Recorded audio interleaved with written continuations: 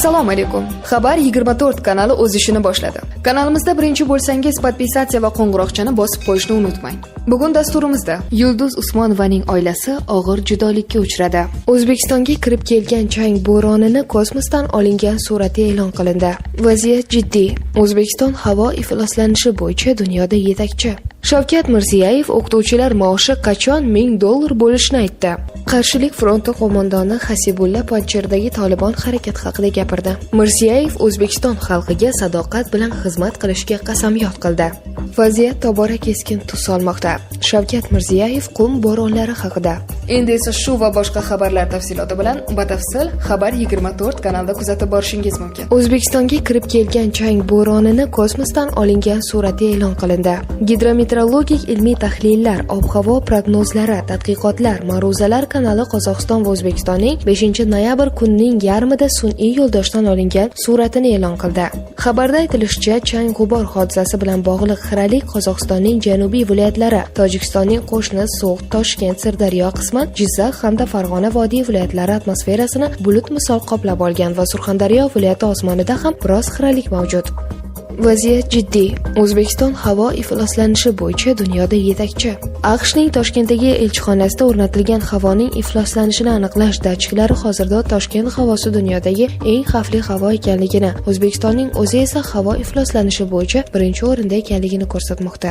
O'zgidromet kuzatuv stansiyalari ma'lumotiga ko'ra, mahalliy vaqt soat 12:00 holatiga Toshkent va Farg'ona vodiy viloyati keskinlik hududlarida ko'rinuvchanlik xiraligicha qolmoqda. Bu yuqoridagi hududlar atmosferasida chang zarrachalarining ma'lum miqdorda turib qolayotgani fonida ro'y bermoqda. Shamol omili juda past. Ayrim stansiyalarda shamolsiz vaziyat kuzatilayotgani hisobga olinsa, chang zarrachalari havoda deyarli muallaq turibdi.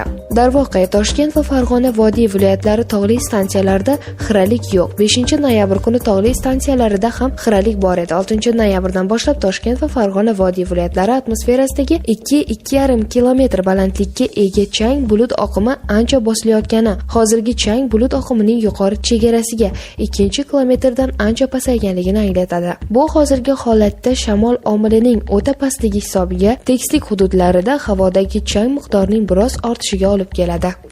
Vaziyat tobora keskin tus olmoqda.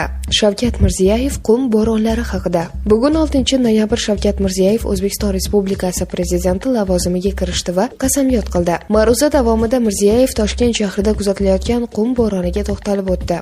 Yurtimizda ekologik tahdidlarning salbiy ta'siri ortib bormoqda. Buni kuni kecha sodir bo'lgan qum bo'ronlari ham yana bir bor tasdiqladi. Orol dengizining qurishi bilan bog'liq vaziyat tobora keskin tus olmoqda. Shu borada biz Orol bo'yini ekologik innovatsiyalar va texnologiyalar hududi sifatida e'lon qilish bo'yicha Birlashgan Millatlar Tashkiloti Bosh Assambleyasining rezolyutsiyasini hayotga tatbiq etishda doir tizimli va kompleks chora-tadbirlarni amalga oshirishimiz lozim. Shuningdek, Birlashgan Millatlar Tashkilotining yangi ekologik siyosati asoslarini tashkil etishga qaratilgan Butunjahon ekologiya xaritasini ishlab chiqish borasidagi faoliyatimizni jadallashtirishimiz kerak, dedi Shavkat Mirziyoyev.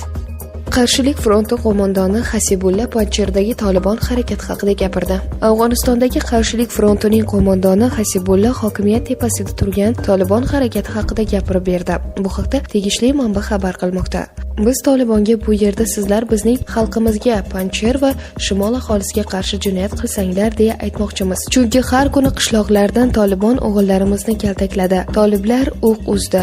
Yosh toliblar uyimizni zo'rlik bilan egallab oldilar degan xabarlar keladi. Ommaviy axborot vositalaridan shuni so'raymizki, har bir qishloqdan turib panjshirliklarning ovozini dunyoga yetkazinglar. Sizlarning vahshiyliklaringiz kechirilmas. Allohning yordami bilan tez orada Ahmad Mas'ud boshchiligidagi front hammasini yaxshi tomonga o'zgartiradi denglar. Biz esa mujohidlarning qo'mondonlarini Qarshilik frontiga qo'shilishga taklif qilamiz. G'alaba 100% bizniki bo'ladi. Unda hamma ishtirok etishi kerak, dedi Hasibulla. Avvalroq Tolibon Panjshirdan minglab odamlarni quvib chiqarganligi haqida Afg'oniston Qarshilik fronti vakillarining nutqida hamda Ahmad Mas'udning murojaatidan so'ng Tolibonga o'lim shiori ostida Afg'onistonda namoyishlar boshlanganligi haqida yozgandik. Mirziyoyev O'zbekiston xalqiga sadoqat bilan xizmat qilishga qasam qasamyod qildi.